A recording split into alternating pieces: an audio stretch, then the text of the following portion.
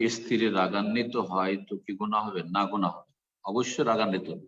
আজকের দর্শে ফিকহুস সালাতের প্রথম পর্বে আলোচনা করলাম, যখন গুনাহ হচ্ছে কোথাও, তখন একজন মুমিনের আল্লাহর দ্বীনের তাজিম অন্তরে রয়েছে, বড়ত্ব মহত্ব অন্তরে বসে আছে, আল্লাহর তাজিম এবং আল্লাহর ইবাদত বন্দেগীর তাজিম, আল্লাহর আদেশ নিষেধের তাজিম অন্তরে বসে আছে, সেই জন্য গুনাহ হলে রাগান্বিত হবে, নেকির কাজ হলে খুশি হবে। জি, সুতরাং স্বামী হোক আর বাপ হোক, যদি গুনাহ হয় তো অবশ্যই রাগান্বিত হবে। আল্লাহর নাফরমানি হচ্ছে, ফজরে উঠছে না, সূর্য উঠে যাচ্ছে, অবশ্যই রাগান্বিত হবে, হক করেছে, এটি তার দিনই হবে। কিন্তু সেই জন্য এইরকম দুর্ব্যবহার করবে, তা করবে না, দুর্ব্যবহার করবে না, দোয়া করবে তার হেদায়েতের জন্য। এখন তারপরে বলছেন যে আর রাগ করে আর উঠাবো না, এটা ঠিক নয়। রাগান্বিত হওয়া তো ঠিক ছিল, কিন্তু রাগ করে নিলাম যে তোমাকে 3 দিন উঠালাম বা এই যে 50 দিন উঠালাম, কিন্তু একদিনও উঠো না, সুতরাং তোমাকে আর উঠাবো না, কখনো ডাকবো না, এটা জায়েজ না, এটা গুনহার কাজ। আপনি আপনি দাওয়ার কাজ করছেন, এটি দাওয়া, আপনার ঘরোয়া দাওয়া। মহিলাদের জন্য এগুলো হচ্ছে দিনের দাওয়াতের কাজ। হ্যাঁ, দিনের তবলিগ, ইসলাম প্রচারের কাজ। ওই চিল্লে যাওয়া নয়, আর ওই লেকচার দেওয়ার নয় সোশ্যাল মিডিয়াতে, বরং ঘরে স্বামীকে ডেইলি দাওয়াত দিতে থাকেন। যখনই নামাজের টাইম হবে পানি দিয়ে দেন, সামনে চোখে পানি দেন, যদি মার খাওয়ার ভয় না থাকে। অনেক জালেম স্বামী আছে, চোখে পানি দিলে মারতে শুরু করে, সেটাতে বাঁচবেন আপনি তার অনিষ্ট থেকে। কিন্তু যদি দেখেন যে না, ওইরকম রিয়াকশন হবে না, তাহলে চোখে পানি দিয়ে ওঠাবে। হাদিস আছে যেখানে তাহাজ্জুদ পড়ার জন্য চোখে পানি দেওয়ার প্রশংসা করা হয়েছে, রাহিমাল্লাহ ইমরাআতান, আল্লাহ রহম করুক এমন মহিলার উপর, সে নিজে রাত্রে জাগলো, আর তারপরে ফাসাল্লাহ, সে সালাত করলো, আর তারপরে তার পরিবারকে, তার স্বামীকে জাগালো। তো যদি ফাইন আবা, সে যদি অস্বীকার করে, তাহলে নাজাহাতি ওয়াজহিল মা, তার চেহারাতে পানি ছিটিয়ে দিল। তাহলে ফরজ নামাজের জন্য কেন পানি ছিটাবেন? কিন্তু যেমনটা বললাম, তার অনিষ্ট থেকে অবশ্যই নিরাপদ থাকতে হবে। আল্লাহ অনিষ্ট থেকে সকলকে রক্ষা করুন, বিশেষ করে মা বোনদেরকে রক্ষা করুন। জি, জালেম অভিভাবকের অনিষ্ট থেকে।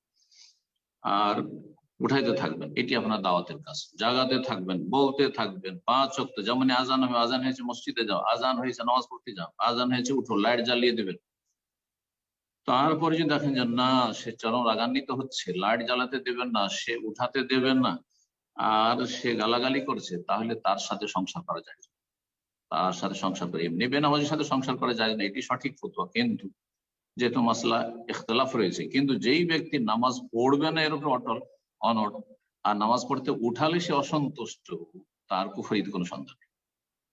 সুতরাং তার সাথে সংসার করা যায় না। আল্লাহ হেদায়েত দান করুন এইরকম স্বামীদেরকে, আর এইরকম স্বামীদের অনিষ্ট থেকে মা বোনদের রক্ষা করুন। আল্লাহ রাব্বুল আলামিন সকলকে হেদায়েতের পথে চলার তৌফিক দান করুন।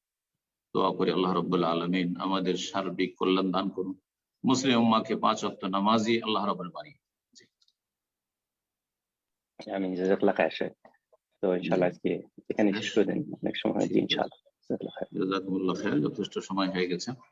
আর প্রতি রবিবারে ইনশাআল্লাহ তাআলা আমাদের ধারাবাহিক আলোচনা আছে। রব্বুল আলামিনের কাছে দোয়া করি আল্লাহ রাব্বুল আলামিন যেন আমাদের ইলম আমলে বরকত দান করেন, দিন দুনিয়া রুজি ছেলে মেয়ে সবকিছুতে আল্লাহ বরকত দান করেন, এবং তাদের কল্যাণ বা সেসবগুলি কল্যাণ আল্লাহ দান করেন, আর তাদের অনিষ্ট থেকে, আমাদের নিজেদের অনিষ্ট থেকে আল্লাহ আমাদের হেফাজত করেন।